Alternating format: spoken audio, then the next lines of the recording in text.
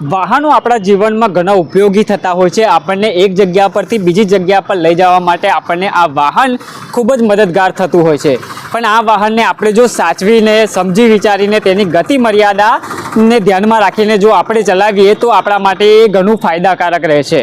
જો આ તમામ વસ્તુઓને આપણે ક્યાંક નેવે મૂકીને જે આ વાહનો હોય છે, જે ગાડી છે, એક્ટિવા હોય છે કે તમામ જે વાહનો હોય છે એને આપણે સ્પીડ કરતાં લિમિટમાં જઈએ તો ક્યાંક આપણી અને સામેવાળા પર ક્યાંક આફત લાવી દેતું હોય છે।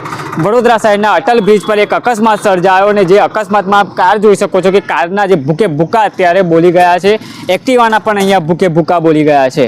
આ કાર છે તે બેકાબુ બની હતી ને એક્ટિવાને ટક્કર મારીને એક્ટિવાએ જેવી ટક્કર વાગતા અહીંયા ટ્રેક્ટર છે, ટ્રેક્ટરમાં પણ અહીંયા ટક્કર વાગી હતી અને આ ટ્રેક્ટરને પણ જે રીતના અહીંયા જે કચરો ભરેલો હતો તેનો પણ વેરવિખેર થયો છે। એક્ટિવા જે ચાલક છે તેને પણ ગંભીર ઈજા થઈ છે, જે કારમાં હતા તેમને પણ ગંભીર ઈજા થતાં 108 મારફતે હોસ્પિટલ ખસેડવામાં આવ્યા છે। પણ ક્યાંક ને ક્યાંક રફતારના રાક્ષસ જે વડોદરા શહેરમાં જે દોડી રહ્યા છે, જેને લઈને હાલતા ચાલતા જે બીજા અન્ય વાહન ચાલકોના જેવું ક્યાંક લોકોના તાળવે ચોંટાડતા હોય છે। આ જે ગમકવાર અકસ્માત વડોદરા શહેરના અટલ બ્રિજ પર થયો છે, જેને લઈને અત્યારે પોલીસ પ્રશાસન દ્વારા અહીંયા આવીને જે તેમની કાયદેસરની જે કાર્યવાહી છે તે કરવામાં આવી રહી છે। પણ ક્યાંક ને ક્યાંક આપણા માટે જે આ વાહનની વ્યવસ્થા, જે વાહન આપણને જે મળ્યું છે, ક્યાંક ને ક્યાંક તેનો સદુપયોગ કરીને જો આપણે તેની ગતિ મર્યાદાથી જો આ એકબીજાના જીવની ચિંતા કરીને જો આપણે રોડ પર એને ચલાવીએ તો ચોક્કસથી વડોદરા શહેરમાં ક્યાંક અકસ્માતો ઘટાડી શકાય।